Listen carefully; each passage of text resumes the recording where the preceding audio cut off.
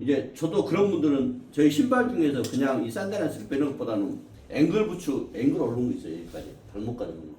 그거 신고 많이 그렇게 만들어. 그러면 같이 지압을 해서 열을 받아도 열이 나도 어때? 열이 빠지지가 않겠죠. 보호가 되는 거니까 발이 언제나 촉촉하죠. 그래서 발이 따뜻하고 땀이 충분히 나는 게 중요해요. 근데 우리가 조금 컨디션 안 좋으면 어때요? 뭐 뒤에 갈라지거나 그런 문제가 많이 생기죠. 그래서 뒤꿈치 자체가 거칠어지거나 그런 문제가 생기죠. 그래서 그런 생식기적인 문제가 되는데, 자 우선은 생식기에서 보면 생식기는 여기는 아니 뒤꿈치 자체가 생식기 덩어리. 우리가 여기서 대장하고 항문하고 소장 한번 누르고 항문 눌렀었죠. 네. 그래 이게 직장이었잖아요. 통통한데 보면 끝나는 부분이. 그럼 뒤가 통통하죠. 이 부분이 생식기 덩어리요. 사실. 물론 옆에도 마찬가지로 생식기 덩어리. 이 밑에 옆에까지 이 뒤꿈치 자체는 생식기 덩어리예요. 그래 호르몬 덩어리에 이게 다 있어요. 이 자체가. 이게 굉장히 중요한 부분이에요. 그래서 우리가 이 건강적으로 봤을 때 이 뒤꿈치를 보면 그냥 이 숲에 있는 사람들이 있어요. 그 다음에 어떤 사람 어때요? 이 무덤처럼 볼록 나온 사람이 있고, 반대로 이 자리가 탄력이 있었는데 이 자리에 또 흐물흐물한 사람이 있고, 보통 외형적으로 봤을 때는 발이 보통 뒤꿈치로 보면 그런 세 가지로 나타나요. 그런데 이 자리가 이와 같이 통통하고 무덤처럼 볼록 나오면서 탄성이 좋아야 되는데, 이 뒤꿈치 자체가 우리가 발을 보면 이 자리가 굳은 살 있는 사람이 있어요. 굳은 살. 이 흐물흐물한 것도 안 좋고 굳은 살 있는 것도 안 좋은 거예요. 근데 굳은 살 있는 사람들은 이분들은 거의 다 뭘로 진단하면 되냐면은 우리 20대나 30대 뭐 세대 정도 그런 나이 때는 거의 생리통 진단하면 거의 맞아요. 생리통. 예. 뒤꿈치 바닥 굳은 살이 있습니다. 반대로 이 자리가 굳은 살이 없고 어때요? 흐물흐물한 이런 분 있죠? 이런 분. 예. 예? 누구 차리죠? 생명하신 분도 있다 이 말이죠. 그런 분들은 아주 이런 생리통 부분도 될 수 있지만, 네, 이게 양이 작거나 불규칙하거나 어떤 그런 문제들이 많이 생겨요. 어쨌든 이 자리는 산소처럼 이렇게 볼록 나와주면서 탄성이 있고 좋아진다. 탄탄하게. 그래야 되는 건데, 이런 분이 있는 사람들, 그 생리통이나 생리부스 이런 분 생각하면 되고, 왠지 이 부분이라고 이래 어때요? 탄성이 있고 좋아야 되는데, 우리가 나이가 들어간 40, 50대면 이 자리가 거칠어지는 사람들이 있어요. 땀이 안 나기 시작하고 거칠어지면서 각질 같은 것도 많이 생기고. 이제 그런 분들은 거의 어때요? 그때 우리가 폐경 같은 게 온다고 생각하면 되는 거죠. 그러니까 뒤꿈치 어쨌든 땀이 나야 어때요? 열이 있어야 땀이 나겠죠. 그래야 촉촉해지는 거고. 그러니까 뒤꿈치까지 양말을 꼭 신는 게 중요해요. 이 더운 날에 이런 신발 신으라고 얘기할 수는 없는 거지만 스베타 신어도 좋다 이 말이에요. 그런 양말을 꼭 신는 게 필요합니다. 양말 자체가.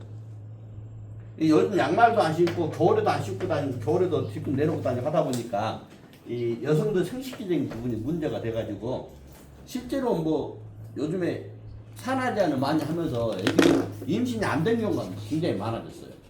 그래서 지금도 뭐 유명한 산부인과 앞에 가면 다 줄 서 있어요.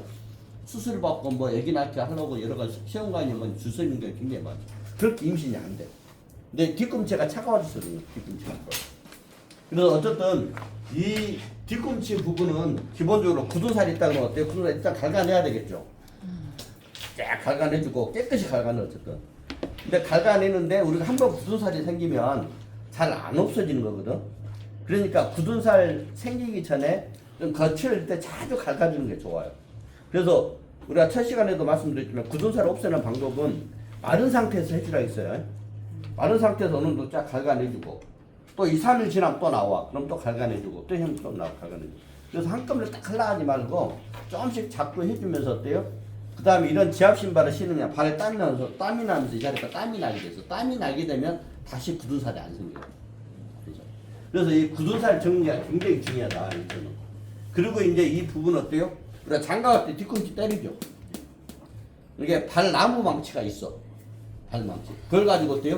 뒤꿈치 아침마다 좀 때려주면 좋아. 우리 몸은 어쨌든 충격을 주는 게 좋아. 충격. 근데 우리가 요즘 너무 충격을 안 주고 있죠. 자동차도 쿠션이 너무 많은 그런 자동차를 좋아하고 있고 어쨌든 그러고 있어. 근데 어쨌든 건강학적으로 본다면 차 중에서 우리 인체에 가장 건강에 좋은 차는 시골의 경운기예요. 경운기. 그거 타고 가면 따따따따 하면서 어때요? 온몸을 흔들어주죠. 그게 혈액순환이 되는 거죠. 이제 스무스하게 잠을 자면서 갈 때는 이제 그런 차들이 좋겠지만 보통 경운기가 건강에 좋으니까 혹시 중간에 중풍에 쓰러지거나 경운기 타고 119로 가는 게 좋아요. 중환자실로 가는 게. 좋은 차 타고 가면 도움이 안 돼. 몸은 흔들어져야 좋은 거고.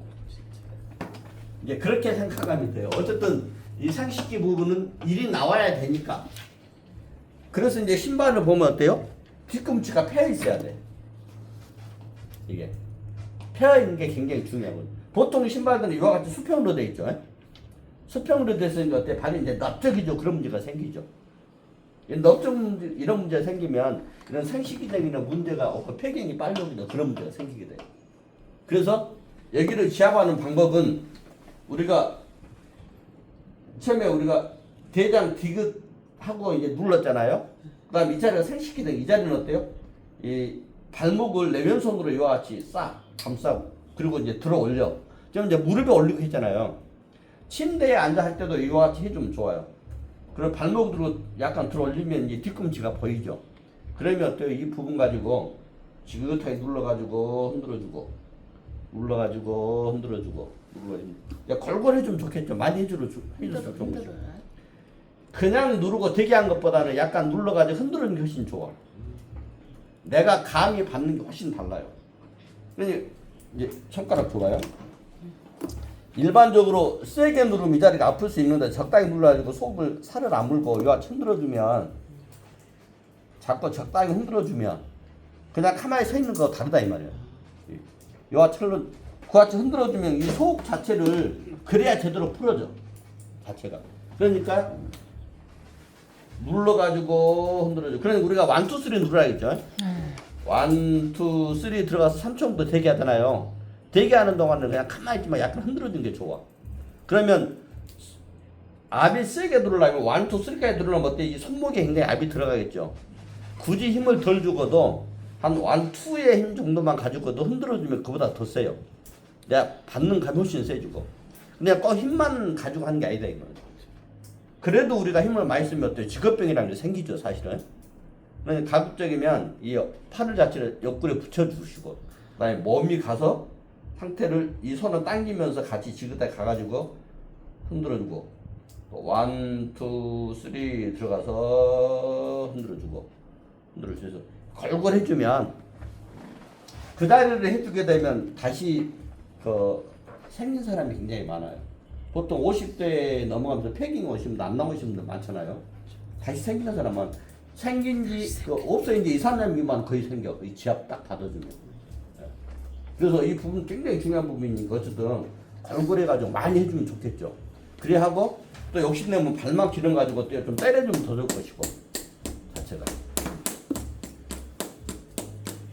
이와 같이 하고 더 중요한 것은 굳은 살을 없애주는 게 더 중요하다는 거예요. 굳은 살을 없애주는 게. 어쨌든 뒤꿈치를 때려주면 생식 능력이 좋아져. 그러니까 장가 가는 날 첫날 밤에 뒤꿈치 때리는 이 풍습이 있는 거죠. 열받아갖고 남편 때릴 때는 꼭 뒤꿈치를 때리죠. 아무데 때리지 마시고. 이게 중요해. 이와 같이. 그리고 이와 같이 신발은 파져 있어야 된다. 그게 이제 기본이에요. 자, 이와 같이 해주고 여기를 해주고 난 다음에 우리가 생식기가 있으면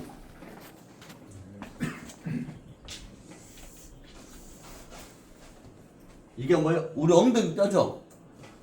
엉덩이 뼈가 이와 같이 생겼어요. 여기. 여기가 한가운데가 생식기가 있는 거죠. 이와 같이 있는데 이 생식기가 들어오려면 생식기만 눌러가지고 이 자리면 어때요? 흔들어서 깨어나도록 만드는 것도 중요하지만 이게 좋으려면 이 자골 자체가 골반이 똑바라야 돼. 그죠? 우리 대부분도 골반이 한쪽이 높거나 낮거나 안 그러면 이쪽이 높거나 좁거나 다 다르죠? 우리 엉덩이가 다 달라. 높이가 다르고 두께가 다르고 우리가 자세가 틀어지니까 그럴 수밖에 없는 거예요. 그렇게 되는데 이 상식기를 고칠 때는 이것만 핵심 눌러주는 게 아니라 꼭 이 좌골 자체를 제대로 풀어주는 게 중요해요. 이 자체가.